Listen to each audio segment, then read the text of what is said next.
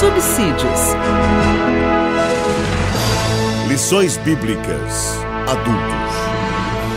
Lição 11. Atributos da unidade da fé: humildade, mansidão e longanimidade. Prezados irmãos e irmãs, eu vos cumprimento com a paz do Senhor. Estamos outra vez aqui para juntos compartilharmos a lição de número 11. Atributos da unidade da fé: humildade, mansidão e longanimidade. Quero aproveitar o ensejo para parabenizar todos os pastores. Neste segundo domingo do mês de junho, celebramos o Dia do Pastor. E eu quero me congratular com todos os servos de Deus que foram vocacionados para o ministério pastoral. Deus abençoe a todos em Cristo Jesus. Nós estamos estudando nesse trimestre a Igreja Eleita, baseada no livro de Efésios. Já estudamos o capítulo 1, capítulo 2 e o capítulo 3 da carta aos Efésios. E agora adentramos no capítulo de número 4.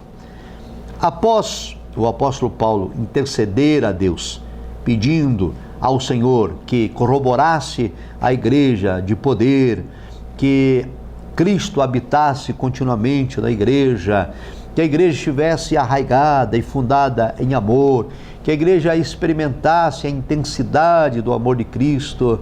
E quando Paulo também nos assevera que Deus é poderoso para fazer além daquilo que pedimos e pensamos, e nos concita a dar glórias e honra ao Senhor hoje e todo sempre.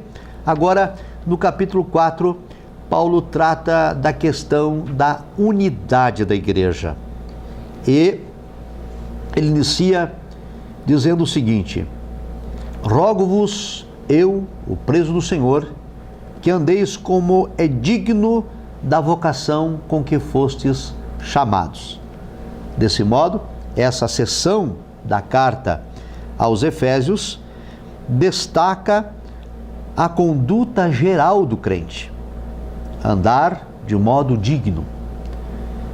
E para andar com dignidade, o apóstolo Paulo lista alguns atributos: com toda humildade, mansidão, longanimidade, suportando uns aos outros. A lição, portanto, se divide em 3 pontos. Para haver unidade é preciso humildade, para haver unidade é preciso mansidão, e para haver unidade é preciso longanimidade para o exercício do perdão. Iniciamos então com esta primeira virtude, humildade. A humildade, ela é imprescindível para o fortalecimento da comunhão cristã. Se não houver humildade na Igreja de Cristo, então os relacionamentos se tornarão insuportáveis. A conduta geral do cristão requer que ele tenha humildade. Pressupõe-se que o andar do cristão está diretamente relacionado com o nível de unidade que ele tem com Deus e com os seus irmãos. E, portanto, Paulo apresenta a humildade como o princípio da unidade. E aí nós trazemos aqui na lição alguns conceitos. Para os povos pagãos, ser humilde era ser inferior.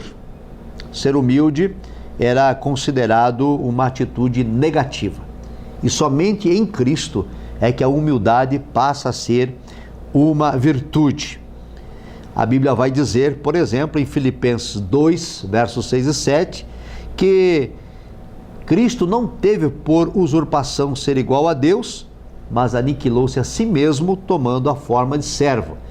Um modelo e exemplo de humildade. Também o Senhor Jesus lavou os pés dos seus discípulos.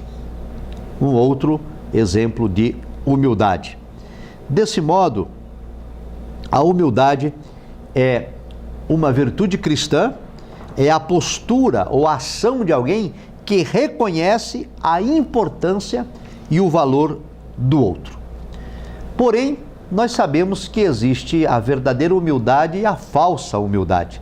É preciso nós destacarmos isso com os nossos alunos. Existem pessoas que têm aparência de humildade, mas eles de fato não são humildes, porque a humildade, ela expressa modéstia em oposição à arrogância, em oposição à soberba, em oposição ao orgulho. A pessoa humilde pensa na coletividade e não em si próprio, porque aquele que não é humilde, ele também é egoísta. E a humildade no corpo de Cristo é produzida por obra do Espírito Santo. Pelo esforço próprio, eu não consigo ser humilde. O Espírito Santo habitando em mim é que produz humildade. E a humildade, ela mantém unidade, porque a pessoa humilde, então, ele não revida quando é atacado. A pessoa humilde não pretende ocupar a posição que o outro tem. A pessoa humilde tem simplicidade para ficar aguardando e confiante que Deus lhe dará aquilo que o seu coração deseja, sem que seja necessário insuflar-se ou agigantar-se ou sobrepor aos outros. Bem, nesse aspecto, então, a humildade é virtude do Espírito Santo. No segundo ponto, mansidão. Mansidão é fruto do Espírito também. Mansidão é identificada como ternura, como gentileza, como cortesia e paciência. A mansidão, ela é um estado que deriva da humildade. A pessoa que tem mansidão é também humilde. Elas estão intrinsecamente ligadas. Ninguém pode ser manso se não for humilde primeiro. Desse modo, o ser humano que tem a virtude da mansidão, ele tem moderação nas suas ações, ele trata os outros de maneira não precipitada. E nós temos na Bíblia Sagrada vários exemplos de pessoas com mansidão, e eu quero destacar aqui dois. Moisés, que foi considerado o homem mais manso da terra, porque ele não revidava. Ele foi afrontado, as pessoas criticaram Moisés, insuflaram contra ele, promoveram rebelião contra ele, até a própria família, Miriam e Arão, se levantaram contra Moisés, e ele não revidou, ele permaneceu manso, esperando a intervenção divina para a sua causa. E o Senhor Jesus Cristo, né, o exemplo de mansidão que nós aqui já citamos, que a pessoa mansa, ela é primeiramente humilde. E Cristo também não revidou. Às vezes que foi caluniado, às vezes que foi acusado, por exemplo, no julgamento de Cristo, acusaram o Senhor de toda forma. E ele permaneceu calado, mansamente, não revidou a ninguém. Mas também, como na humildade, na mansidão existe falsa mansidão. Existe o verdadeiro humilde e o falso humilde, a verdadeira pessoa que tem mansidão e a pessoa que é falsa. Desse modo, pessoas com a verdadeira mansidão são disciplinadas, são capazes de perseverar em meio à perseguição, têm capacidade de suportar os maus tratos, não se apressam a emitir juízo.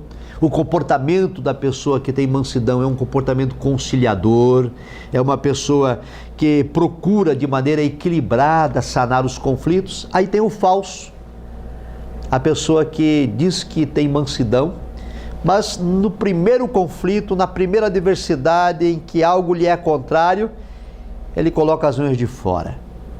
Ele não suporta a afronta, ele não suporta a perseguição, ele se apressa em revidar a ofensa sofrida, ele não quer caminho de reconciliação, ele não busca a paz, ele está atrás do conflito, ele tem prazer, como se diz na gíria, de lançar lenha na fogueira, e ele está sempre pronto a desconstruir o outro, a levar adiante a maledicência, as acusações e a unidade. Paulo está falando sobre isso. A unidade no corpo de Cristo depende dos cristãos serem humildes e serem mansos.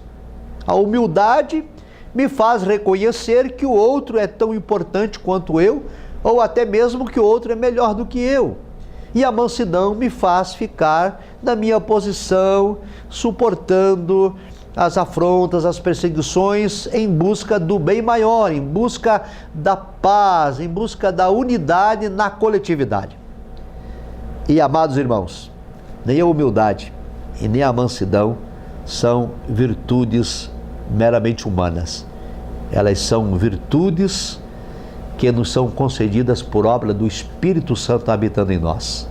Por isso Paulo tinha orado anteriormente, dizendo: Senhor, eu lhe peço que a igreja seja corroborada de poder, corroborada do teu Espírito, porque a igreja precisa frutificar. O fruto do Espírito vai produzir humildade, vai produzir mansidão. E o terceiro ponto que tratamos aqui é sobre a longanimidade, que também é fruto do Espírito Santo. Longanimidade é sinônimo também de paciência, de tolerância, de constância. A pessoa longânima é aquela que espera, aquela que dá tempo ao tempo, que não se apressa, que não é impaciente e que tolera a má conduta dos outros. Os erros que as pessoas cometem, as adversidades da vida são enfrentadas com paciência, com longanimidade, esperando o tempo e a hora certa e o momento adequado de se posicionar, de pronunciar, de emitir opinião, de dar o seu parecer. E o apóstolo Paulo também acrescenta nessa classe de virtudes, ele diz que nós precisamos suportar uns aos outros. E aqui, prezado professor, é importante enfatizar com os alunos: se a Escritura manda suportar uns aos outros, está implícito nesta orientação de que na nossa jornada cristã nós vamos nos deparar com situações adversas. Nós vamos conviver com irmãos que são fracos na fé, irmãos que são fracos espiritualmente, irmãos que não têm ainda a compreensão plena da salvação, que não tiveram ainda os olhos iluminados da vocação para a qual foram chamados, e eles vão dar trabalho na igreja. Por isso Paulo, inspirado pelo Espírito Santo, nos alerta sobre a necessidade de suportar uns aos outros, suportar as fraquezas uns dos outros, suportar os excessos do nosso irmão, suportar as provocações alheias. E todos nós que somos cristãos, que estamos na casa do Senhor, sabemos que isso é verdade. Saliente isso com seus alunos. É fato que nas igrejas existem cristãos fracos, que estão sempre promovendo confusão, dissensão, maledicência. Eles tumultuam as reuniões, eles tumultuam o ensaio, eles tumultuam os cultos, eles estão sempre de mal com a vida, eles não têm humildade, eles não têm mansidão, eles não têm longanimidade, eles ainda estão vivendo na carne, estão conosco, andam conosco, cultuam a Deus conosco, mas ainda de fato não experimentaram a regeneração completa e plena. E Paulo disse que para manter a unidade do corpo de Cristo precisamos de humildade, de mansidão, de longanimidade e da graça de suportar uns aos outros. E até mesmo aqueles que já experimentaram a iluminação espiritual, compreenderam o plano da salvação, estão em comunhão com Deus. Nós somos carne, nós somos pó, e é possível que por um momento ou outro da nossa caminhada cristã a gente venha a cometer um vacilo e se envolver com questões que não agradam a Deus e até ofender o nosso irmão. E aí a Escritura diz que precisamos também suportar a falha do irmão. E às vezes isso não é feito de modo deliberado, é pela nossa fraqueza humana. E portanto o apóstolo Paulo nos convida a usar o perdão como premissa do amor. Isso quer dizer que esta virtude altruísta que nos conduz a tratar os outros como gostaríamos de ser tratados faz parte da verdade bíblica e cristã.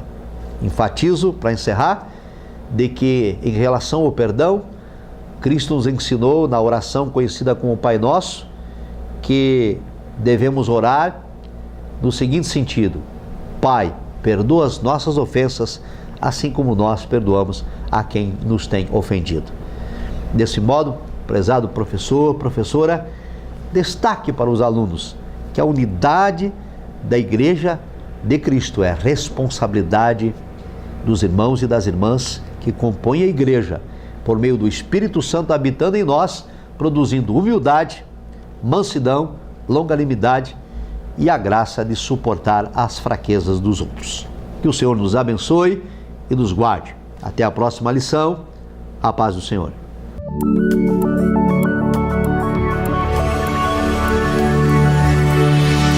CPAD, a editora da Escola Dominical.